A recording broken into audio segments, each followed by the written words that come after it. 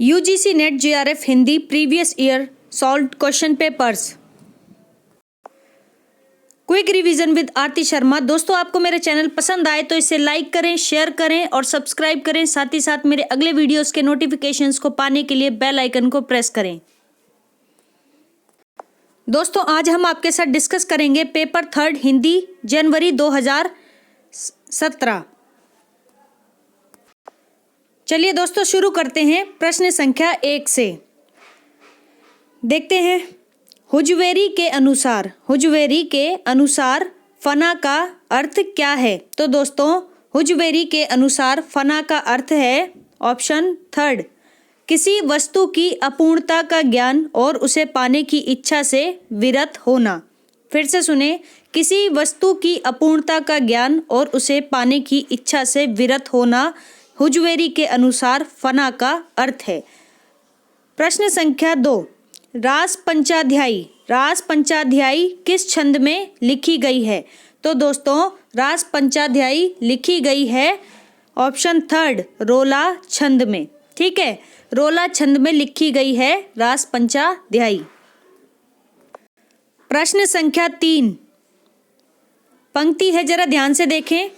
मैं नारी अपावन प्रभु जग पावन रावण रिपु जन सुखदाई। जग पावन रावण रिपु जन सुखदाई। राजीव बिलोचन भव भय मोचन पाही पाही सर नहीं आई। तो रामचरितमानस की उक्त चौपाई, पहली बात ये, चौपाई कहाँ से ली गई है? रामचरितमानस से ली गई है। ठीक है, इसमें व्यक्त विचार किस पात्र के हैं? तो दोस्तों, इसका सही उत्तर है ऑप्शन 1 अहिल्या के विचार हैं ये। ठीक है, अहिल्या पात्र है रामचरितमानस की, उसके विचार हैं ये। ठीक है, क्या विचार है? मैं नारी अपावन प्रभु जग पावन रावण रिपु जन सुखदाई। राजीव बिलोचन भव भय मोचन पाही पाही सर नहीं आई। ठीक है, अहिल्या, ध्यान रखिए, पात्र का नाम है। अगला प्रश्न है 4, राम और सीता के विवाह के अवसर पर किस कवि ने मिथिला की स्त्रियों से गारी गीत गवाया है? तो दोस्तों, इसका सही उत्तर है ऑप्शन 3 केशवदास ने। ठीक है, फिर से सुने, राम और सीता के विवाह के अवसर पर किस कवि ने मिथिला की स्त्रियों से गारी गीत गवाया है? तो दोस्तों, गारी गीत गवाया है केशवदास ने। ठीक है, कहाँ की स्त्रियों से? मिथिला की स्त्रियों से। ध्यान रखिए, केशवदास इसका सही उत्तर है।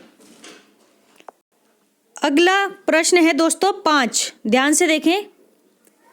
यहाँ पर भी एक दोहा है, पढ़ते हैं। अच्युत चरण तरंगिनी शिव सिर मालती माल हरि ना बनायो सुरसुरी कीजो इंदव भाल। तो दोस्तों, इस दोहे के रचनाकार का नाम क्या है? तो इस दोहे के रचनाकार का नाम है उत्तर 1 यानी रहीम का दोहा है ये। ठीक है, ध्यान रखिए, रहीम का दोहा कौन सा? अच्युत चरण तरंगिणी शिव सिर मालती माल हरि न बनायो सुरसुरी कीजो इंदव भाल।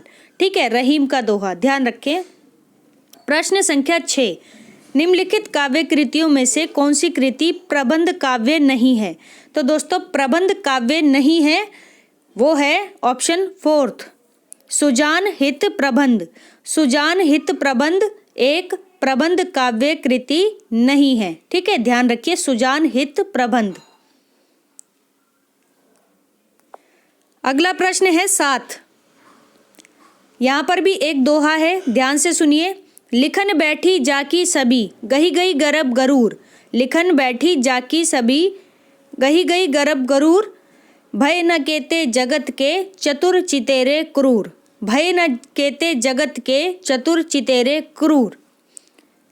फिर से सुने, लिखन बैठी जाकी सभी गही गई गरब गरूर। भय न केते जगत के चतुर चितेरे कूर। ठीक है, इस दोहे में सभी शब्द का क्या अर्थ है?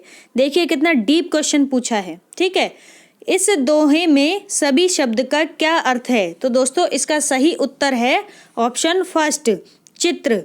यानी नायिका के समान। ठीक है, सभी शब्द का अर्थ है चित्र। ठीक है, यानी नायिका के समान, तो ध्यान रखें सभी यानी चित्र। ठीक,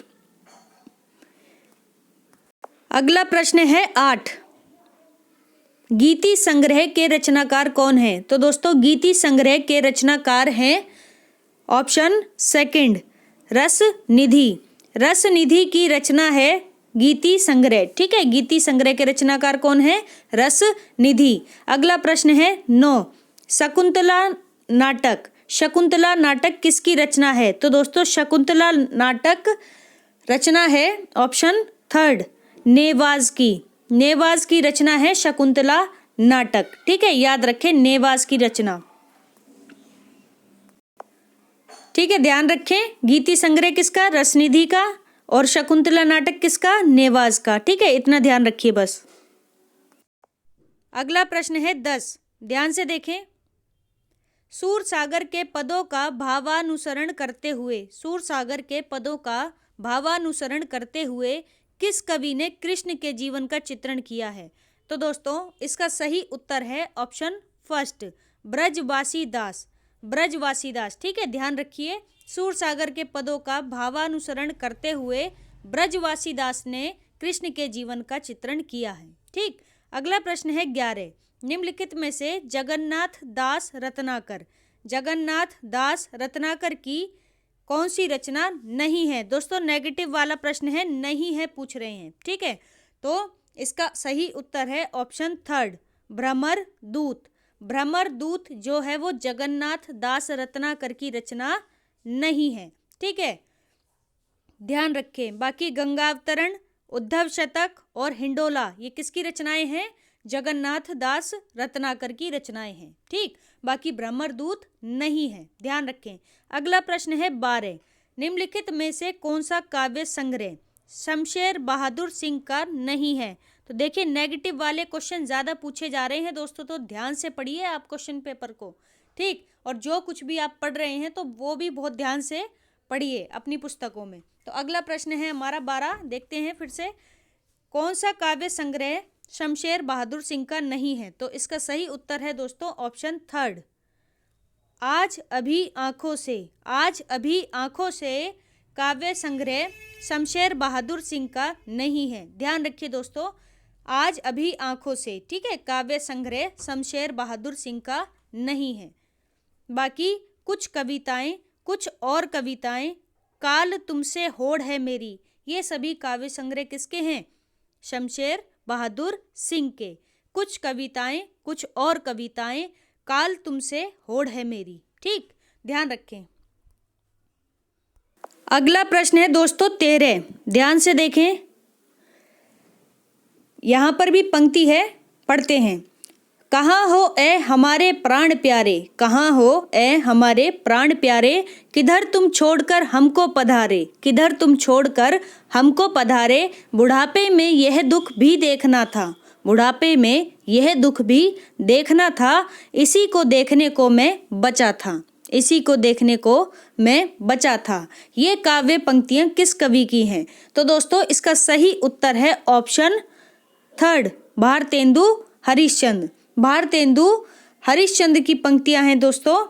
कहाँ हो ए मेरे प्राण प्यारे, किधर तुम छोड़कर हमको पधारे, बुढ़ापे में ये दुख भी देखना था, इसी को देखने को मैं बचा था। भारतेंदु हरिश्चंद्र। ठीक है, ध्यान रखें। अगला प्रश्न है 14। 14 प्रश्न यानी कि 14 देखते हैं। यहाँ भी काव्य पंक्तियां हैं, ध्यान दीजिए।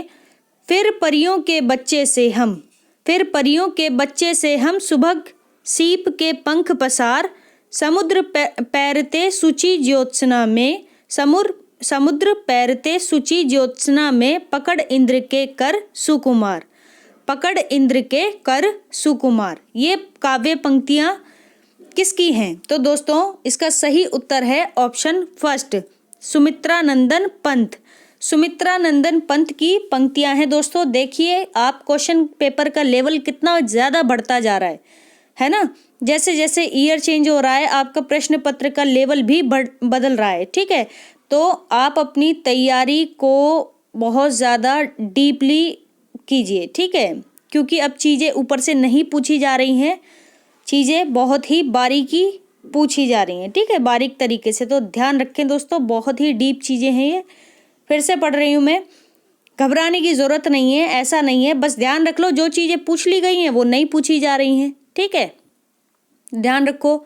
तो बस जो नहीं पूछी जा रही हैं वही आएगा क्वेश्चन पेपर में, सीधी सिंपल सी बात है, ठीक है। फिर भी रिवाइज करना चाहिए क्वेश्चंस पेपर को आपको, जिससे कि आपकी तैयारी और आपका माइंडसेट एक बना रहे, टाइम मैनेजमेंट भी आपका हो, ठीक है, ध्यान रखें।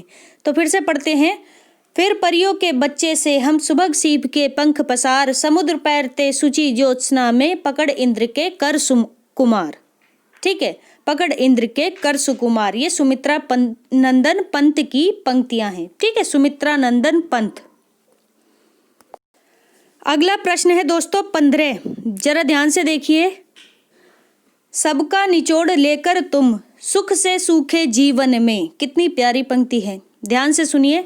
सबका निचोड़ लेकर तुम सुख से सूखे जीवन में, बरसों प्रभात हिमकंसा, बरसों प्रभात हिमकंसा आंसू इस विश्व सदन में, बरसों प्रभात हिमकंसा आंसू इस विश्व सदन में। उक्त काव्य पंक्तियों के रचयिता कौन हैं? तो दोस्तों उक्त काव्य पंक्तियों के रचयिता हैं जयशंकर प्रसाद, ठीक है, जयशंकर प्रसाद की पंक्तियां हैं, सबका निचोड़ लेकर तुम सुख से सूखे जीवन में, बरसों प्रभात हिमकंसा आंसू इस विश्व सदन में, ठीक है, जयशंकर प्रसाद। अगला प्रश्न है दोस्तों 16, ध्यान से देखें 16 प्रश्न। निम्नलिखित में से कौन सी रचना सुमित्रा नंदन पंत की नहीं है? दोस्तों नहीं है वाला प्रश्न है, तो ध्यान से देखेंगे इनमें से कौन सी रचना जो है सुमित्रा नंदन पंत की नहीं है। तो इसका सही उत्तर होगा दोस्तों ऑप्शन 4 गीत गुंज। गीत गुंज रचना जो है सुमित्रा नंदन पंत की नहीं है, ठीक है। बाकी युगपथ, उत्तरा और अतिमा, युगपथ, उत्तरा और अतिमा ये जो रचनाएं हैं सुमित्रा नंदन पंत की रचनाएं हैं। बाकी गीत गुंज सुमित्रा नंदन पंत की रचना नहीं है। अगला प्रश्न है 17, निम्नलिखित में से कौन सी रचना महादेवी वर्मा की है? तो दोस्तों ऑप्शन 4 नीरजा। नीरजा जो है वो महादेवी वर्मा की रचना है, ध्यान रखें नीरजा, ठीक है, महादेवी वर्मा। बाकी वीणा, निशा, गीतिका ये रचनाएं जो हैं वो महादेवी वर्मा की नहीं है, ध्यान रखना। प्रश्न संख्या 18, ध्यान से देखें, यहाँ पर पंक्तियां हैं, ठीक। कहाँ जाऊं हर दिशा में, मृत्यु से भी बहुत आगे की अपरिमित दूरियां हैं। कितनी प्यारी पंक्ति है दोस्तों, बेहद सुंदर पंक्ति है ना। फिर से पढ़ते हैं इसको, कहाँ जाऊं हर दिशा में, मृत्यु से भी बहुत आगे, मृत्यु से भी बहुत आगे की अपरिमित दूरियां हैं। कविता की ये पंक्तियां कुंवर नारायण की किस रचना से ली गई हैं? तो पहली बात तो ये फिक्स है कि कुंवर नारायण की पंक्तियां हैं ये, ठीक। अब किस कविता से ली गई हैं वो बताना है। तो इसका सही उत्तर है ऑप्शन 3, ऑप्शन 3 इसका सही उत्तर है, ठीक है, आत्मजयी। आत्मजयी से ली गई पंक्तियां हैं। अगला प्रश्न है दोस्तों 19, चौपट चपेट, चौपट चपेट और मयंक मंजरी, चौपट चपेट और मयंक मंजरी नाटकों के लेखक कौन हैं? तो दोस्तों चौपट चपेट और मयंक मंजरी नाटकों के लेखक हैं, इसका सही उत्तर है ऑप्शन 1 किशोरी लाल गोस्वामी। किशोरी लाल गोस्वामी के नाटक हैं चौपट चपेट और मयंक मंजरी, याद रखें किशोरी लाल गोस्वामी। अगला प्रश्न है 20, डॉक्टर गोपाल राय के अनुसार, डॉक्टर गोपाल राय के अनुसार हिंदी में नॉवेल के अर्थ में उपन्यास पद का प्रथम प्रयोग किसने किया था? तो दोस्तों डॉक्टर गोपाल राय के अनुसार हिंदी में नॉवेल के अर्थ में उपन्यास पद का प्रथम प्रयोग किया था ऑप्शन 4 भारतेंदु हरिश्चंद्र ने, भारतेंदु हरिश्चंद्र ने, ठीक है, ध्यान रखिए बहुत ही इंपॉर्टेंट प्रश्न है दोस्तों। अगला प्रश्न है दोस्तों 21, पांडे बेचन शर्मा उग्र द्वारा, पांडे बेचन शर्मा उग्र द्वारा रचित उपन्यास नहीं है। तो दोस्तों इसका सही उत्तर है ऑप्शन 2 यानी दिल्ली का कलंक। दिल्ली का कलंक जो है वो पांडे बेचैन शर्मा उग्र द्वारा रचित उपन्यास नहीं है। ठीक है, बाकी चंद हसीनों के खतूत, बुधुआ की बेटी, दिल्ली का दलाल, ये सब किसके उपन्यास हैं? पांडे बेचैन शर्मा उग्र के। ठीक है, अगला प्रश्न है 22।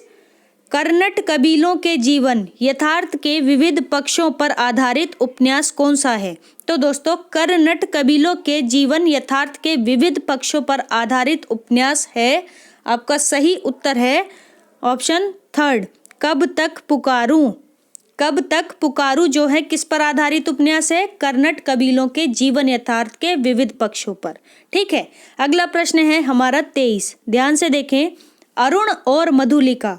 अरुण और मधुलिका किस कहानी के पात्र हैं? तो बताना है किस कहानी के पात्र हैं। तो देखते हैं, अरुण और मधुलिका जो हैं वो पात्र हैं ऑप्शन 4, पुरस्कार। पुरस्कार कहानी के पात्र हैं। ध्यान से सुनिए, पुरस्कार कहानी के पात्र हैं कौन? अरुण और मधुलिका। तो दोस्तों, इस तरह से प्रश्न 23 अभी हमने कर लिया है। ठीक है, पुरस्कार इसका सही उत्तर है ऑप्शन 4। अब देखते हैं प्रश्न संख्या 24। ठीक है, भीष्म साहनी। भीष्म साहनी द्वारा रचित कहानी संग्रह नहीं है। फिर से नेगेटिव वाला प्रश्न है दोस्तों। तो भीष्म साहनी द्वारा रचित कहानी संग्रह नहीं है, इसका सही उत्तर होगा ऑप्शन 3। ऑप्शन 3, काठ का सपना। ठीक है, काठ का सपना जो है भीष्म साहनी द्वारा रचित कहानी संग्रह नहीं है। ठीक है, बाकी भाग्य रेखा, वांचू, निशाचर। भाग्य रेखा, वांचू और निशाचर ये सभी कहानी संग्रह किसके हैं? भीष्म साहनी के। और जो नहीं है वो कौन सा है? काठ का सपना नहीं है। ठीक है, ध्यान रखें। अगला प्रश्न है दोस्तों 25।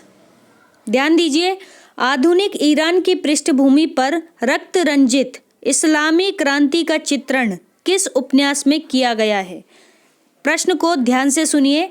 आधुनिक ईरान की पृष्ठभूमि पर रक्त रंजित इस्लामी क्रांति का चित्रण किस उपन्यास में किया गया है? तो दोस्तों, इसका सही उत्तर है ऑप्शन 1। ऑप्शन 1, 7 नदियां एक समुद्र। 7 नदियां एक समुद्र उपन्यास है जिसमें आधुनिक ईरान की पृष्ठभूमि पर रक्त रंजित इस्लामी क्रांति का चित्रण किया गया है। ठीक है, 7 नदियां एक समुद्र। 7 नदियां एक समुद्र। ठीक है, ध्यान रखें। अगला प्रश्न है 26। जैनेन्द्र कुमार। जैनेन्द्र कुमार द्वारा रचित कहानी संग्रह नहीं है। तो जैनेन्द्र कुमार द्वारा रचित कहानी संग्रह नहीं है। नेगेटिव वाला प्रश्न है दोस्तों। देखते हैं इसका सही उत्तर क्या है। तो इसका सही उत्तर है दोस्तों ऑप्शन 1, इंसान के खंडर। इंसान के खंडर जो है जैनेन्द्र कुमार द्वारा रचित कहानी संग्रह नहीं है। ठीक है, बाकी पाजेब, नीलम देश की राजकन्या, वातायन ये तीनों कहानी संग्रह किसके हैं? जैनेन्द्र के। ठीक है, ध्यान रखें। नीलम देश की राजकन्या, वातायन और पाजेब ठीक जैनेन्द्र कुमार के कहानी संग्रह हैं। और जो इंसान के खंडर है वो इनका कहानी संग्रह नहीं है। ठीक, अगला प्रश्न है दोस्तों 27। जरा ध्यान से सुनिए। यहाँ पर एक विचार है विद्यानिवास मिश्र का। ठीक है, देखते हैं। वैदिक सूक्तों के गरिमामय उद्गम से लेकर लोक गीतों के महासागर तक जिस अविच्छिन्न प्रवाह की उपलब्धि होती है उस भारतीय भावधारा का मैं स्नातक हूँ। फिर से सुने। वैदिक सूक्तों के गरिमामय उद्गम से लेकर लोक गीतों के महासागर तक जिस अविच्छिन्न प्रवाह की उपलब्धि होती है उस भारतीय भावधारा का मैं स्नातक हूँ। उपर्युक्त विचार विद्यानिवास मिश्र ने अपने किस निबंध संग्रह की भूमिका में लिखे हैं? तो दोस्तों, विद्यानिवास मिश्र ने अपने किस निबंध संग्रह की भूमिका में लिखे हैं? तो दोस्तों, इसका सही उत्तर है ऑप्शन 3, त्रिशंकु। त्रिशंकु निबंध संग्रह में लिखे हैं। ठीक है, अपने विचार विद्यानिवास मिश्र ने। विचार क्या था आपके सामने है। वैदिक सूक्तों के गरिमामय उद्गम से लेकर लोकगीतों के महासागर तक जिस अविच्छिन्न प्रवाह की उपलब्धि होती है, उस भारतीय भावधारा का मैं स्नातक हूँ। ठीक है, तो ध्यान रखें। सॉरी, मैंने गलत बता दिया है इसका उत्तर। फिर से देखें, इसका सही उत्तर होगा दोस्तों ऑप्शन थर्ड। ठीक है, प्रश्न 27 का सही उत्तर होगा ऑप्शन थर्ड, चितवन की छां। चितवन की छां। ठीक है, ये किसका निबंध संग्रह है? विद्यानिवास मिश्र का। ठीक है, ध्यान रखें। अगला प्रश्न है 28। अगला प्रश्न है 28 दोस्तों, पढ़ते हैं। अज्ञे ने शेखर के संदर्भ में अपने किस निबंध में स्वीकार किया कि जियां क्रिस्तोफ के अनवरत आत्मशोध और आत्म साक्षात्कार जो चित्र रोला ने प्रस्तुत किया है, उससे कुछ अवश्य प्रेरणा मिली। फिर से सुने, अज्ञे ने शेखर के संदर्भ में अपने किस निबंध में स्वीकार किया कि जियां क्रिस्तोफ के अनवरत आत्मशोध और आत्म साक्षात्कार का जो चित्र रोला ने प्रस्तुत किया है, उससे कुछ अवश्य प्रेरणा मिली। तो दोस्तों इसका सही उत्तर है ऑप्शन सेकंड, आत्म नेपद। ठीक है, आत्म नेपद किसका निबंध है? शेखर का, अज्ञे का। ठीक है, अज्ञे का। तो आत्म नेपद निबंध में स्वीकार किया है इन्होंने। ठीक है, ध्यान रखें। अगला प्रश्न है दोस्तों 29, ध्यान दें। आज इस पराजय की बेला में कितनी प्यारी लाइनें हैं, ध्यान दीजिए जरा। ठीक है, अंधा युग नाटक से ली गई हैं, ये एक संवाद है, ध्यान से सुने। आज इस पराजय की बेला में सिद्ध हुआ, झूठी थी सारी अनिवार्यता भविष्य की। आज इस पराजय की बेला में सिद्ध हुआ, झूठी थी सारी अनिवार्यता भविष्य की। केवल कर्म सत्य है, केवल कर्म सत्य है। मानव जो करता है इसी समय उसी में निहित है भविष्य। मानव जो करता है इसी समय उसी में निहित है भविष्य, युग युग तक का, युग युग तक का। ठीक है, तो अंधा युग नाटक का उक्त संवाद किस अंक से उद्धृत है? तो दोस्तों अंधा युग नाटक का उक्त संवाद उद्धृत है, इसका सही उत्तर है ऑप्शन फोर्थ, पशु का उदय। पशु का उदय से उद्धृत है। ठीक है, अंधा युग नाटक का उक्त संवाद पशु का उदय अंक से उद्धृत है, ध्यान रखें। और ये किसकी पंक्तियां हैं? अगर पंक्तियां पूछ ली जाएं तो बताएंगे आप अंधा युग नाटक की। ठीक है, अगला प्रश्न है दोस्तों 30, जरा ध्यान दें। समझदारी आने पर यौवन चला जाता है। बहुत ही प्रसिद्ध पंक्ति है दोस्तों और बहुत ही खूबसूरत पंक्ति है, जरा ध्यान दें। समझदारी आने पर यौवन चला जाता है, जब तक माला गूंथी जाती है फूल कुम्हला जाता है। ठीक है, समझदारी आने पर यौवन चला जाता है, जब तक माला गूंथी जाती है फूल कुम्हला जाते हैं। जयशंकर प्रसाद कृत चंद्रगुप्त नाटक का उक्त संवाद किस पात्र द्वारा बोला गया है? पहली बात इस प्रश्न में ये है कि ये जो पंक्ति है वो जयशंकर प्रसाद के चंद्रगुप्त नाटक से ली गई है। ठीक, और यह एक संवाद है। अब बताना है कि किस पात्र ने बोला है, तो इसका सही उत्तर है ऑप्शन 2 यानी ऑप्शन सेकंड, चाणक्य। चाणक्य ने कहा है ये। ठीक है, समझदारी आने पर यौवन चला जाता है, जब तक माला गूंथी जाती है फूल कुम्हला जाते हैं। ठीक है, चाणक्य ने कहा है। अगला प्रश्न है दोस्तों 31, जरा ध्यान से देखें। यहाँ पर भी एक उक्ति है, काव्य शोभाया कर्तारो धर्मः गुणा। काव्य शोभाया कर्तारो धर्मः गुणा, यह किस आचार्य की उक्ति है? तो दोस्तों यह पंक्ति है आचार्य की, किसकी? Option second, Vaman. आचार्य वामन की पंक्ति है, काव्य शोभाया कर्तारो धर्मः गुणः।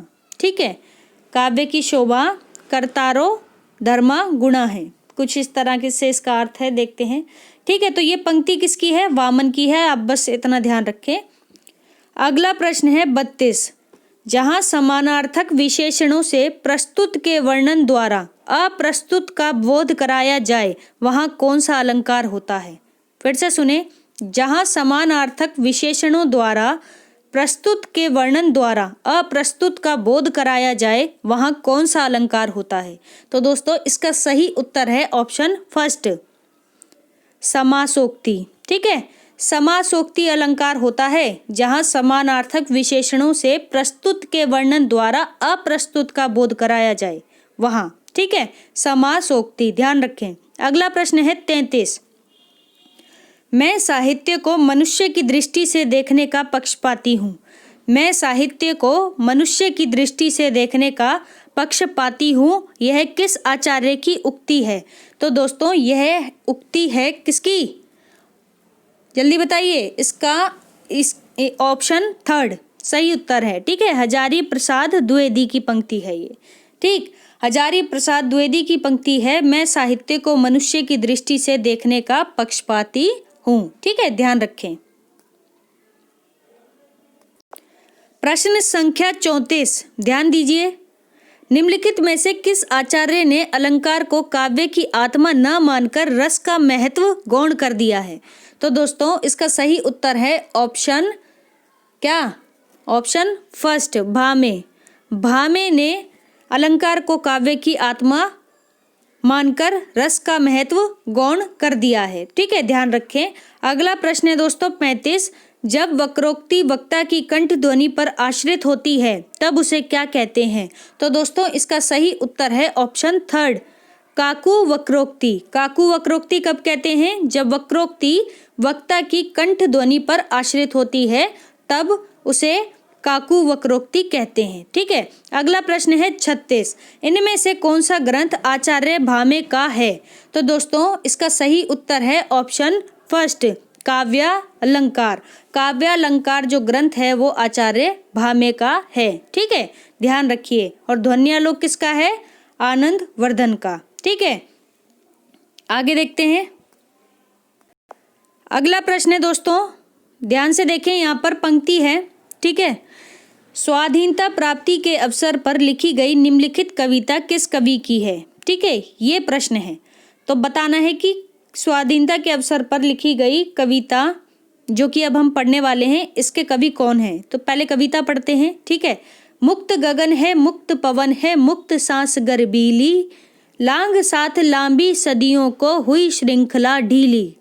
फिर से सुने, मुक्त गगन है, मुक्त पवन है, मुक्त सांस गर्बीली, लांग साथ लांबी सदियों को हुई श्रृंखला ढीली, टूटी नहीं की लगा अभी तक उपनिवेश का दाग, बोल तिरंगे तुझे उड़ाऊं या की जगाऊं आग।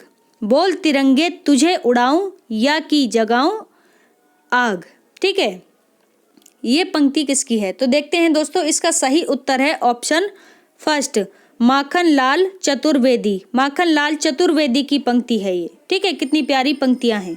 तो ध्यान रखिए दोस्तों, माखन लाल चतुर्वेदी। ठीक है, मुक्त गगन है, मुक्त पवन है, मुक्त सांस गर्बीली, लांग साथ लांबी सदियों को हुई श्रृंखला ढीली। तो किसकी है ये?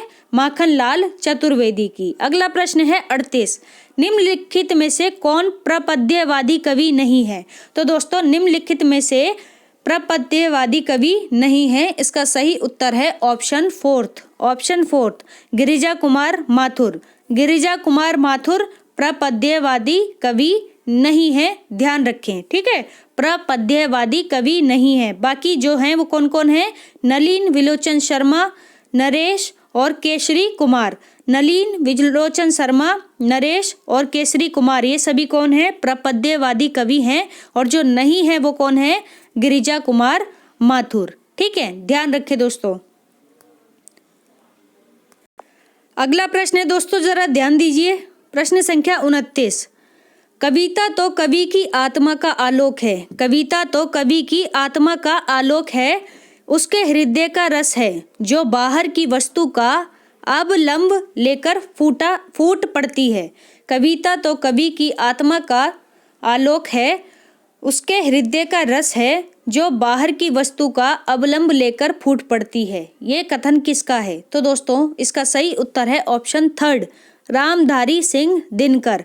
रामधारी सिंह दिनकर का कथन है ये, ठीक है। कविता तो कवि की आत्मा का आलोक है, उसके हृदय का रस है, जो बाहर की वस्तु का अवलंब लेकर फूट पड़ती है। रामधारी सिंह दिनकर, याद रखें। अगला प्रश्न है 40। निम्नलिखित में से कौन सा नाटक प्रेमचंद के प्रसिद्ध उपन्यास पर आधारित है? तो दोस्तों प्रेमचंद के प्रसिद्ध उपन्यास पर आधारित नाटक है ऑप्शन थर्ड, क्या? सूरदास, ठीक है। सूरदास क्या है? पहली बात तो एक नाटक है और प्रेमचंद के प्रसिद्ध उपन्यास पर आधारित है, ध्यान रखें। अगला प्रश्न है 41। भक्तमाल, ठीक है। भक्तमाल कौन किसकी रचना है? नाभादास की। नाभादास कौन थे? तुलसीदास के समकालीन थे, ठीक है। भक्ति काल के कवि हैं, ध्यान रखें। सगुण भक्त कवि हैं ये नाभादास। तो ध्यान से सुने।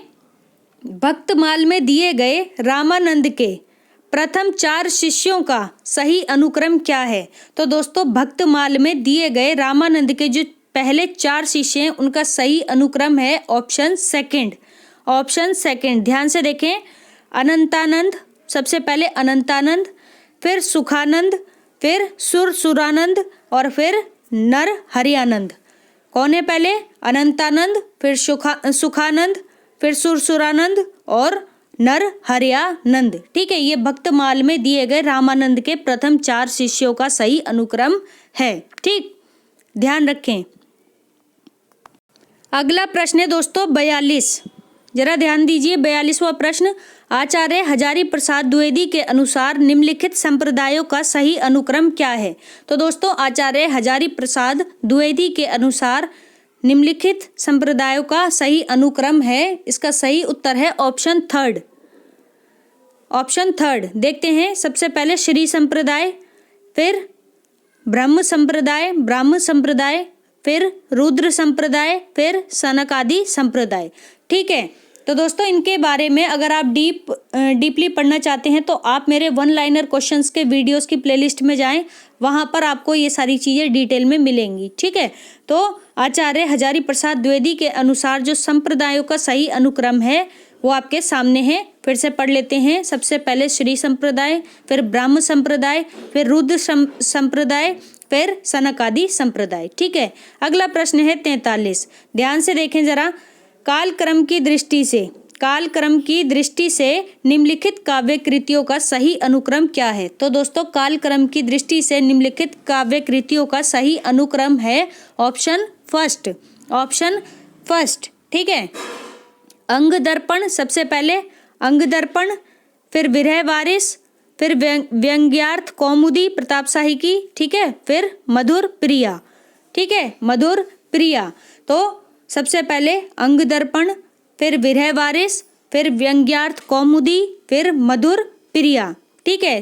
तो ये सभी क्या हैं? ये कालक्रम की दृष्टि से काव्य कृतियां हैं जो कि सही अनुक्रम में हैं, ठीक है, ध्यान रखिए दोस्तों। अगला प्रश्न है दोस्तों 44। जरा ध्यान से देखें। प्रकाशन वर्ष के अनुसार निम्नलिखित रचनाओं का सही अनुक्रम क्या है? तो दोस्तों प्रकाशन वर्ष के अनुसार बताना है, तो जरा ध्यान से देखें। इसका सही उत्तर है ऑप्शन फर्स्ट।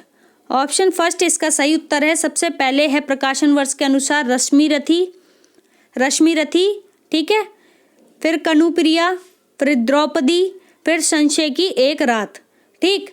रश्मि रथी, कनुप्रिया, द्रौपदी और फिर संशय की एक रात, ये सभी प्रकाशन वर्ष के अनुसार रचनाएं हैं जो कि सही अनुक्रम में हैं। और ध्यान दें कि यहाँ पर ये अलग अलग कवियों की रचनाएं हैं, ठीक है। तो ध्यान दें, रश्मि रथी, दिनकर, कनुप्रिया, केशवदास है, ठीक है, बाकी की आप देखेंगे।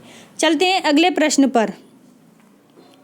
रचना काल के अनुसार भारतेंदु हरिश्चंद्र की निम्नलिखित रचनाओं का सही अनुक्रम क्या है?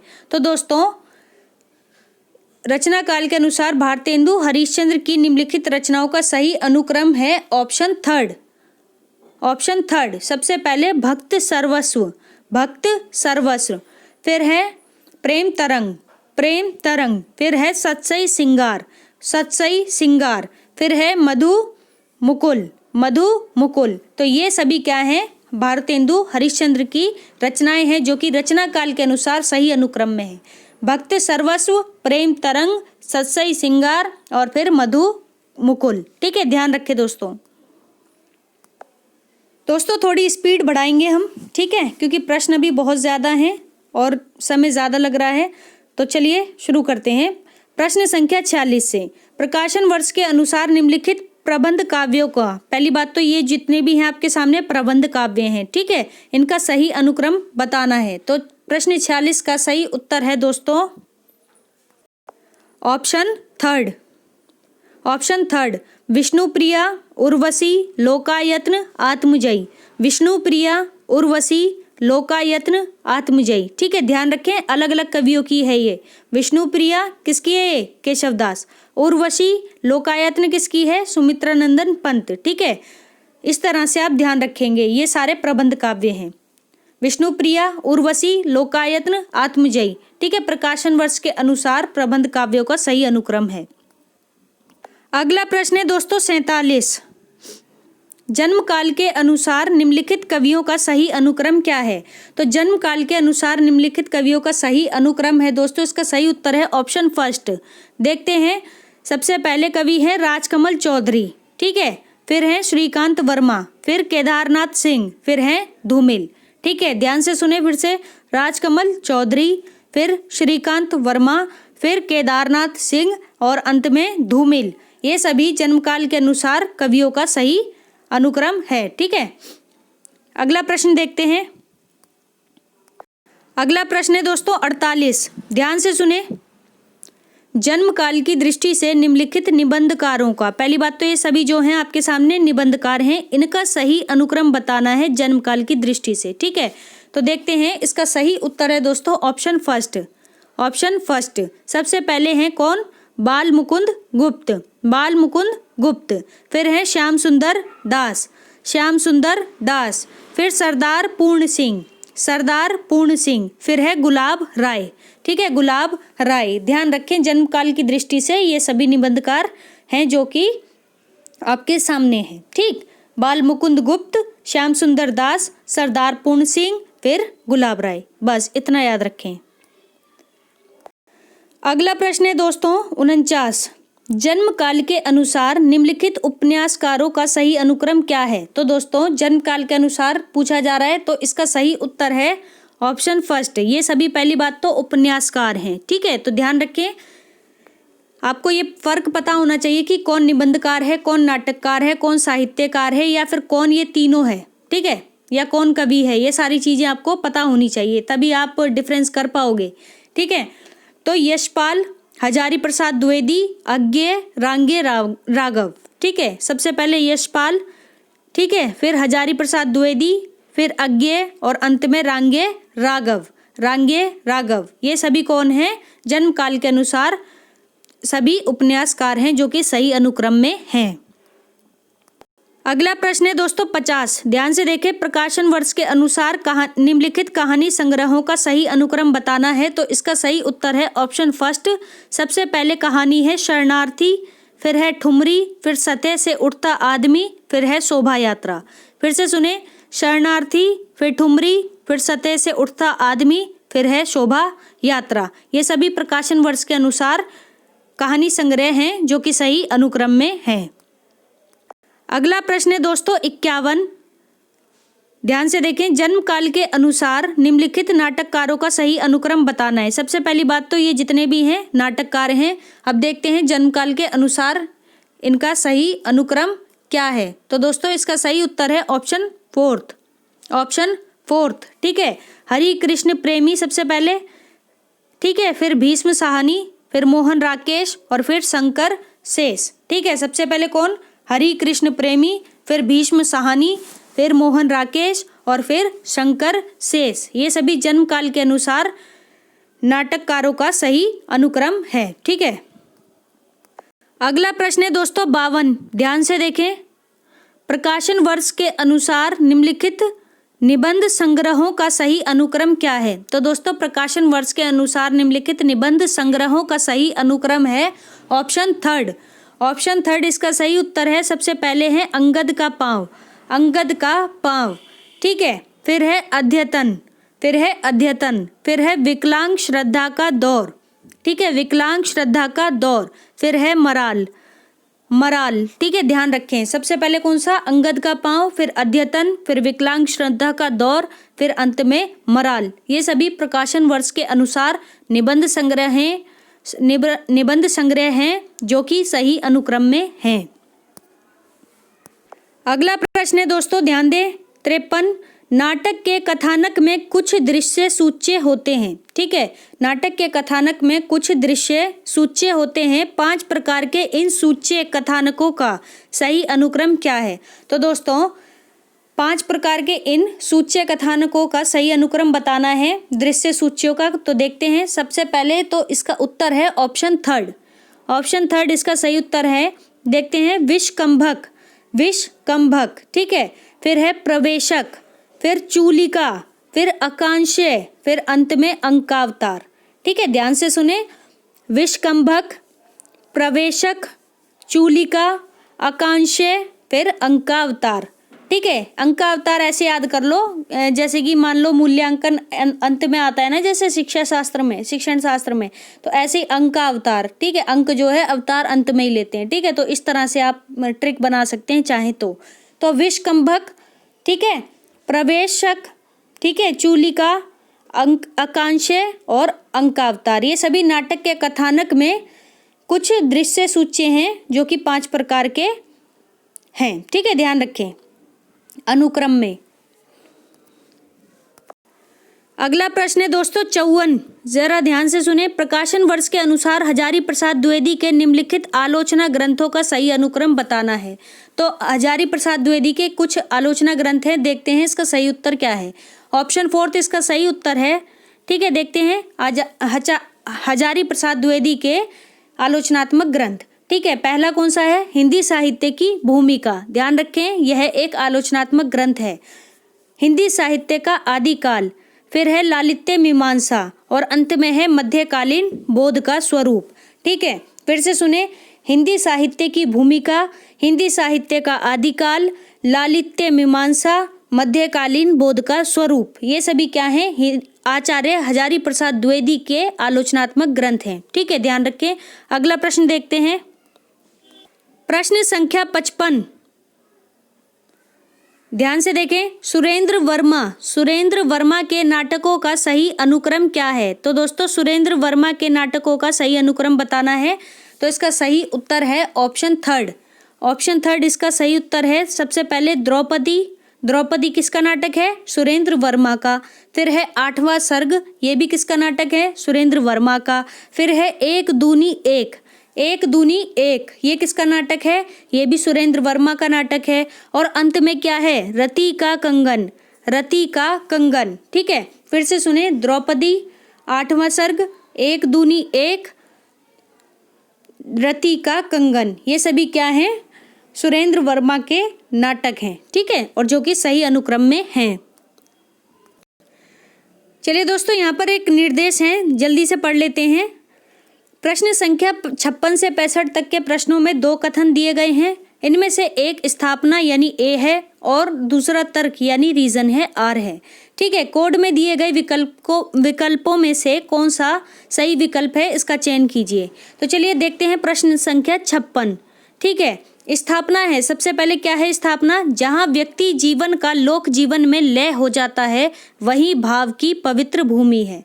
ठीक है, जहाँ व्यक्ति जीवन का लोक जीवन में लय हो जाता है वही भाव की पवित्र भूमि है। ये क्या है? स्थापना। तर्क है दोस्तों, इसीलिए कविता में विश्व हृदय का यह आभास कविता की यथार्थवादी अवस्था है। इसीलिए कविता में विश्व हृदय का यह आभास कविता की यथार्थवादी अवस्था है। तो दोस्तों इसका सही उत्तर है ऑप्शन 4, यानी ए सही और आर गलत। यानी जो हमारी स्थापना है वो तो सही है, ठीक है, और जो हमारा तर्क है वो गलत है। ठीक है, अगला प्रश्न देखते हैं। अगला प्रश्न है दोस्तों 57, ध्यान से देखें। स्थापना है, काव्य का आनंद लोकोत्तर और अनिर्वचनीय होता है। काव्य का आनंद लोकोत्तर और अनिर्वचनीय होता है। अनिर्वचनीय, ठीक है, होता है। तर्क है दोस्तों, क्योंकि रस को ब्रह्मानंद का समानार्थी कहा गया है। क्योंकि रस को ब्रह्मानंद का समानार्थी कहा गया है। ठीक है, इसका सही उत्तर है दोस्तों ऑप्शन फर्स्ट, यानी ए सही और आर सही, यानी हमारी स्थापना भी सही है और हमारा तर्क भी सही है। ठीक है, दोनों ही सही है, ध्यान रखें। अगला प्रश्न है दोस्तों, ध्यान दीजिए जरा। 58, स्थापना रस ज्ञान द्वारा ग्राह्य होता है। रस ज्ञान द्वारा ग्राह्य होता है। तर्क है दोस्तों क्योंकि हृदय की अनुभूति के साथ उसकी बौद्धिक सत्ता भी होती है। क्योंकि हृदय की अनुभूति के साथ उसकी बौद्धिक सत्ता भी होती है। तो इसका सही उत्तर है दोस्तों ऑप्शन थर्ड। ऑप्शन थर्ड इसका सही उत्तर है। ए गलत और आर भी गलत, यानी कि दोनों ही गलत हैं। ठीक है, स्थापना भी गलत है और हमारा तर्क भी गलत है। ठीक है, अगला प्रश्न देखते हैं। अगला प्रश्न है दोस्तों 59। ठीक है, तो जरा ध्यान से देखें।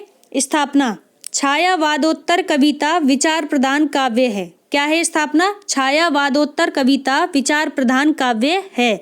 ठीक है, तर्क है क्योंकि उसमें कवि के निजी संवेदना अनुभवों को अभिव्यक्त होने का अवसर नहीं मिला। क्योंकि उसमें कवि के निजी संवेदना अनुभवों को अभिव्यक्त होने का अवसर नहीं मिला। ठीक है, तो इसका सही उत्तर है दोस्तों ऑप्शन फर्स्ट, यानी ए गलत और आर भी गलत, यानी स्थापना भी गलत और हमारा तर्क भी गलत। ठीक है, दोनों ही गलत हैं ये। ठीक, अगला प्रश्न है दोस्तों आपके सामने, ध्यान दीजिए। स्थापना है कला माध्यम के द्वारा। अगला प्रश्न 60। ठीक है, कला माध्यम के द्वारा कलाकार सत्य को सुंदर बनाकर निजत्व की उपलब्धि करता है। कला माध्यम के द्वारा कलाकार सत्य को सुंदर बनाकर निजत्व की उपलब्धि करता है। तर्क है दोस्तों हमारा क्योंकि सत्य कलाकार की संचित पूंजी होती है। क्योंकि सत्य कलाकार की संचित पूंजी होती है। सौंदर्य सृजन उसका व्यापार और लोक मंगल का प्रसार उसकी उपलब्धि। ठीक है, फिर से सुने। क्योंकि सत्य कलाकार की संचित पूंजी होती है, सौंदर्य सृजन उसका व्यापार और लोक मंगल का प्रसार उसकी उपलब्धि। तो दोस्तों इसका सही उत्तर है ऑप्शन थर्ड। ऑप्शन थर्ड, ए गलत और आर सही, यानी स्थापना जो है वो गलत है। ठीक है, स्थापना जो है वो गलत है और जो तर्क है वो सही है। ठीक है, तर्क हमारा सही है, ध्यान रखें दोस्तों। अगला प्रश्न है दोस्तों 61। स्थापना देखिए, काव्य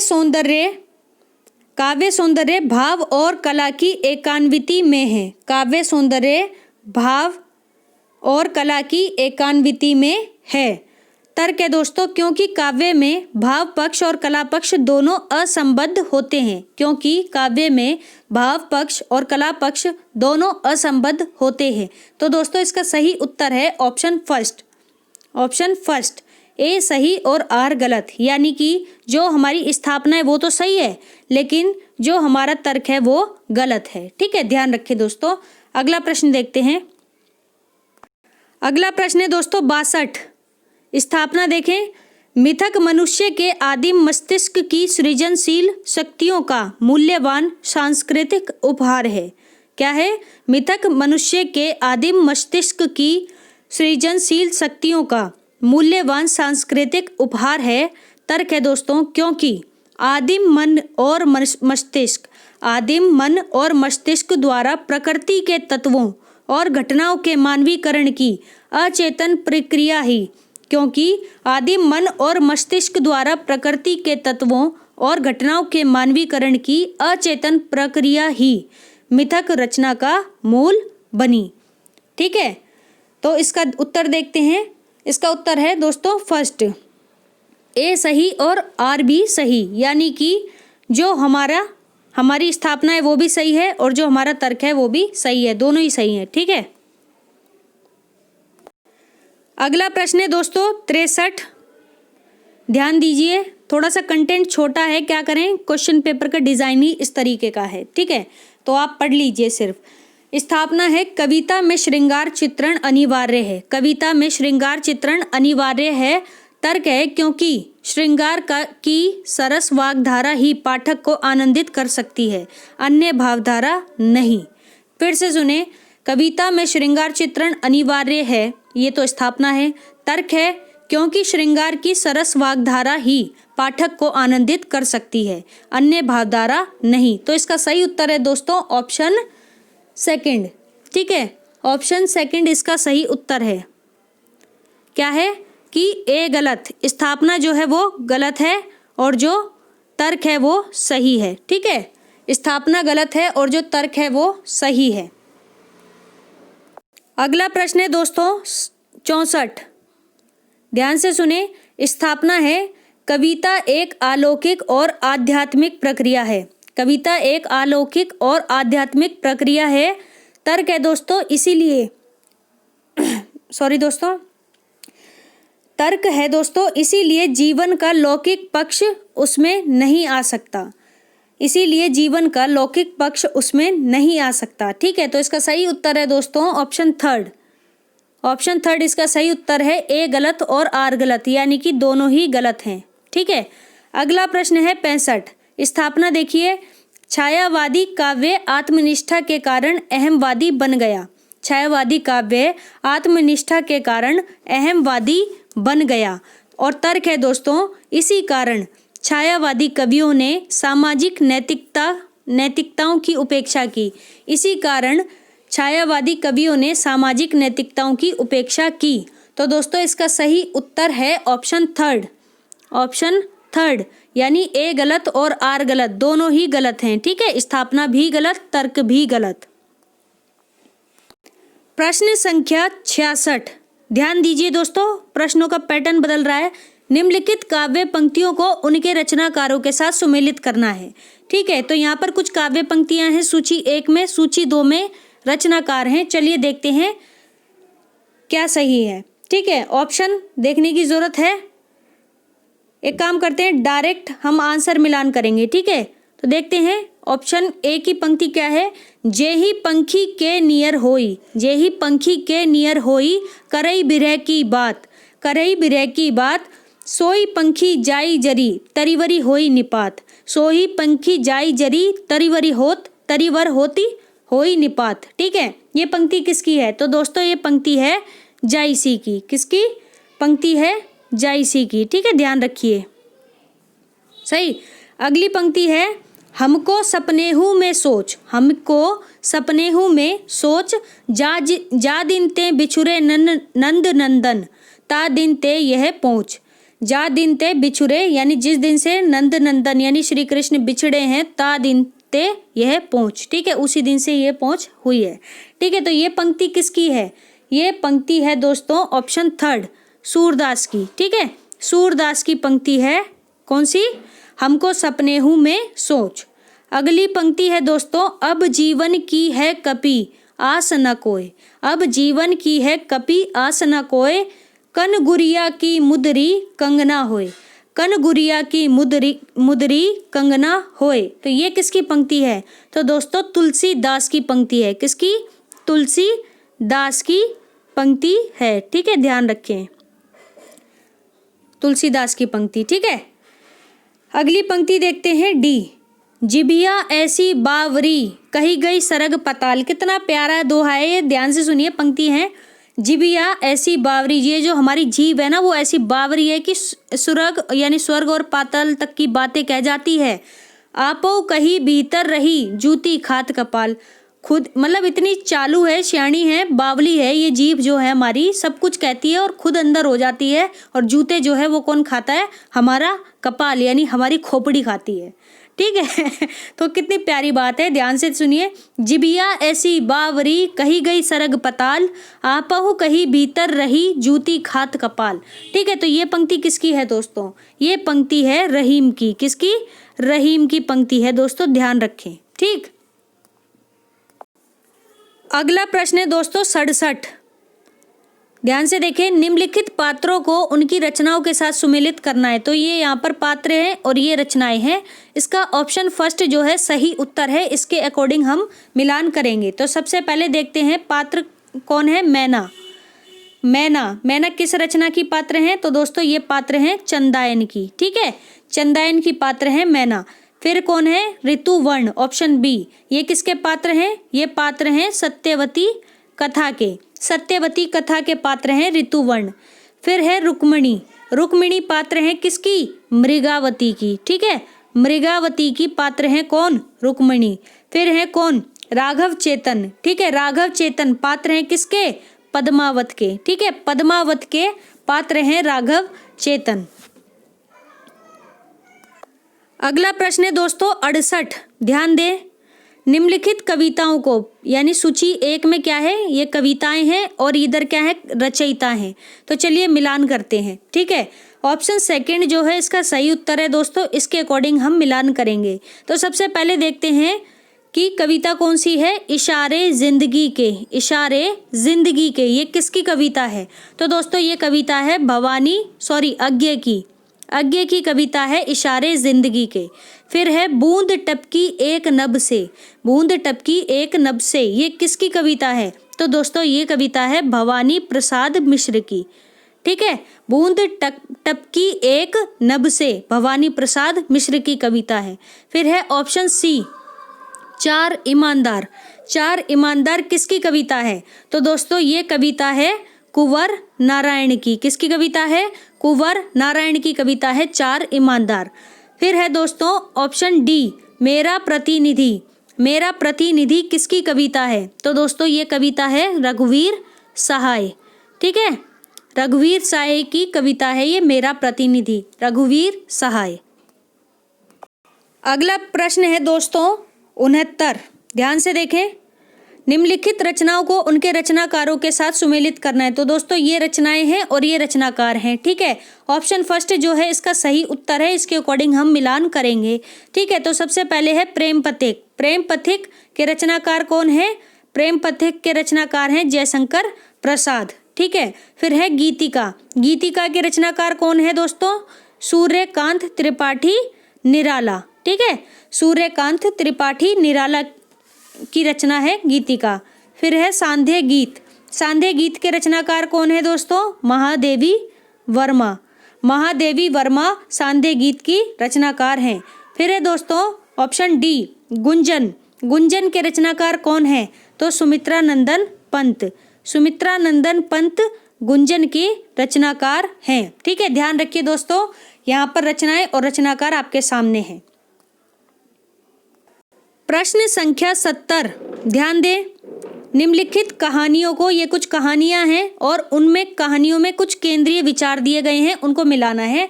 तो ऑप्शन सेकंड जो है दोस्तों इसका सही उत्तर है, इसके अकॉर्डिंग अब हम मिलान करेंगे, ठीक है। तो आप भी देखते जाइए अपनी स्क्रीन पर और मिलाते चलिए। ऑप्शन ए है पूस की रात, पूस की रात में केंद्रीय विचार क्या है? तो दोस्तों केंद्रीय विचार है ऋण की समस्या, ठीक है, ऋण की समस्या पूस की रात का केंद्रीय विचार है। फिर है ऑप्शन बी, शतरंज के खिलाड़ी, शतरंज के खिलाड़ी का केंद्रीय विचार क्या है? तो दोस्तों राष्ट्रीय चेतना, राष्ट्रीय चेतना, ठीक है, शतरंज के खिलाड़ी का केंद्रीय विचार है। फिर है ठाकुर का कुआं, ठाकुर का कुआं, ठीक है, ये क्या है? जाति भेद, इसका केंद्रीय विचार क्या है? जाति भेद। और अंत में है पंच परमेश्वर, ठीक है, पंच परमेश्वर, जिसका केंद्रीय विचार क्या है? न्याय प्रियता, न्याय प्रियता, ठीक है। ध्यान रखिए, कुछ तो रचना के कहानियों के नाम से ही चीजें पता चल रही हैं, ठीक है। तो आप थोड़ा सा अपना अंदाजा लगाने की भी कोशिश किया करिए, चीजों को मैच किया करिए, ठीक है। अगला प्रश्न है दोस्तों 71, ध्यान दें। निम्नलिखित पात्र हैं, ये कुछ पात्र हैं, उपन्यासों से मिलाने हैं। इसका ऑप्शन सेकंड जो है दोस्तों सही उत्तर है। सबसे पहले देखते हैं पात्र सेलमा, सेलमा किस उपन्यास की पात्र हैं? तो दोस्तों ये पात्र हैं अपने अपने अजनबी, ठीक है, ध्यान रखें, अपने अपने अजनबी की पात्र हैं सेलमा। फिर है निर्गुणिया, निर्गुणिया किसकी पात्र हैं? तो दोस्तों ये पात्र हैं नाच्यो बहुत गोपाल, नाच्यो बहुत गोपाल की पात्र हैं निर्गुणिया।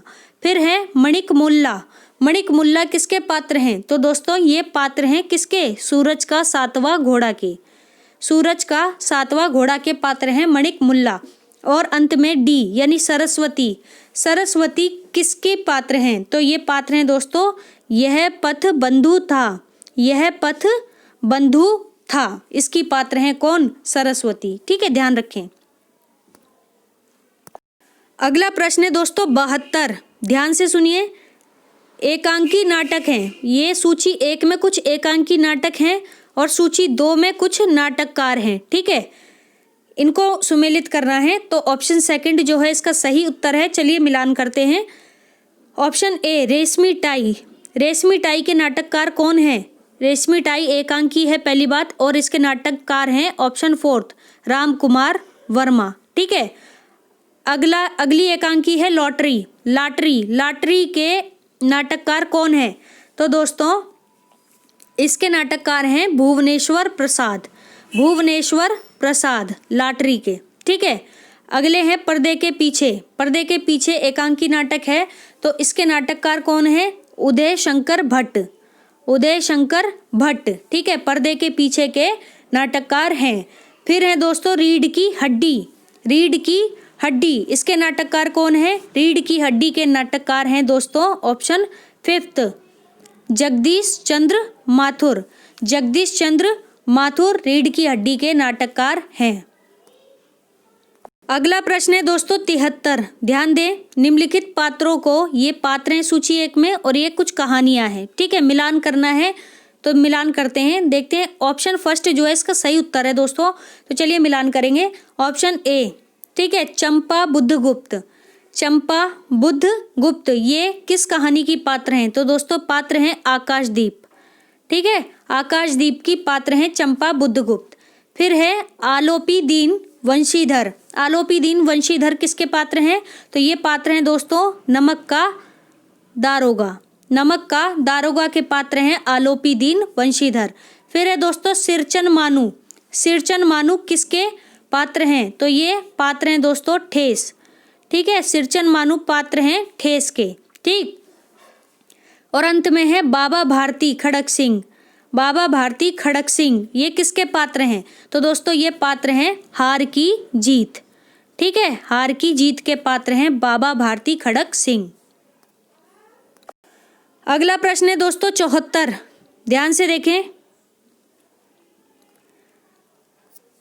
निम्नलिखित सिद्धांत, यहाँ पे कुछ सिद्धांत दिए गए हैं दोस्तों और यहाँ पे कुछ सिद्धांतकार दिए गए हैं। ठीक है, सुमेलित करना है और इसका सही उत्तर है दोस्तों, पहले तो आप उत्तर देखिए, इसका सही उत्तर है 3। चलिए मिलान करते हैं इसी के अनुसार। तो सबसे पहले है वक्रोक्ति सिद्धांत, ये किसका है? तो वक्रोक्ति सिद्धांत है दोस्तों कुंतक का। ठीक है, ध्यान रखें, कुंतक का सिद्धांत है वक्रोक्ति सिद्धांत। फिर है रीति सिद्धांत, तो ये किसका है दोस्तों? रीति सिद्धांत है दोस्तों वामन का। किसका? वामन का। फिर है दोस्तों औचित्य सिद्धांत किसका है दोस्तों? ऑप्शन फर्स्ट क्षेमेंद्र का है औचित्य सिद्धांत। और फिर है ध्वनि सिद्धांत, ये किसका है? ध्वनि सिद्धांत है दोस्तों आनंद वर्धन का। ठीक है, आनंद वर्धन का सिद्धांत है ध्वनि सिद्धांत। ठीक है, तो ध्यान रखें दोस्तों। अगला प्रश्न है दोस्तों 75 और इस वीडियो का, इस प्रश्न पत्र का अंतिम प्रश्न। ठीक है, ध्यान से देखें। जयशंकर प्रसाद के नाट्य गीतों को, पहली बात तो ये सभी जयशंकर प्रसाद के नाट्य गीत हैं, उनके गाने वाले पात्रों से सुमेलित करना है। कितना डीप क्वेश्चन पूछा है, देखो पैटर्न बिल्कुल ही चेंज हो चुका है। सही है ना? तो थोड़ा सा अब ध्यान से पढ़ाई कीजिए। ठीक, चीज़ें टफ होती जा रही हैं दिनों दिन। तो इसका सही उत्तर है दोस्तों, पहले तो ऑप्शन देखिए फोर्थ। ठीक है, सही उत्तर है। अब देखते हैं जयशंकर प्रसाद के नाट्य गीत। तो सबसे पहले है ए ऑप्शन, अरुण यह मधुमय देश हमारा। क्या गीत है? अरुण यह मधुमय देश हमारा, जहाँ पहुँच अनजान सितिर को मिलता एक सहारा। कुछ इस तरह से पंक्ति है ये दोस्तों, अरुण यह मधुमय देश हमारा। तो ये किसने गाया है? तो ये गाया है दोस्तों कार्नेलिया ने। ठीक है, कार्नेलिया ने। ठीक है, अगला है कौन? हिमाद्री तुंग श्रृंग से प्रबुद्ध शुद्ध भारती। हिमाद्री तुंग श्रृंग से प्रबुद्ध शुद्ध भारती, ये किसने गाया है? तो दोस्तों ये गाया है अलका ने। किसने? अलका ने। ठीक है, ध्यान रखें, अलका ने। हिमाद्री तुंग श्रृंग से प्रबुद्ध शुद्ध भारती। ठीक है, फिर है सी ऑप्शन, तुम कनक किरण के अंतराल में लुप छिप कर चलते हो क्यों। तुम कनक किरण के अंतराल में लुप छिप कर चलते हो क्यों। ये किसकी पंक्ति है, किसने गाया है ये दोस्तों, तो ये राक्षस ने गाया है। ठीक है, ध्यान रखना, राक्षस। अंत में है दोस्तों, अंत में इस वीडियो पर भी सूट कर रही है ये पंक्ति, तो ध्यान से सुने, वेदना मिली विदाई, वेदना मिली विदाई, मैंने जीवन भर मधुकरियों की भीख लुटाई। कुछ इस तरह से पंक्ति है दोस्तों, वेदना मिली विदाई। तो ये किसने गाया है, ये गाया है देवसेना ने। ठीक है, देवसेना की पंक्ति है दोस्तों। ठीक है, वेदना मिली विदाई। तो आज का वीडियो हमारा यहीं समाप्त होता है दोस्तों। अगर आपको मेरे वीडियोस पसंद आ रहे हैं तो इन्हें लाइक करें, शेयर करें, मेरे चैनल को सब्सक्राइब करें, साथ ही साथ मेरे अगले वीडियोस के नोटिफिकेशंस को पाने के लिए बेल आइकन को प्रेस करें। धन्यवाद दोस्तों।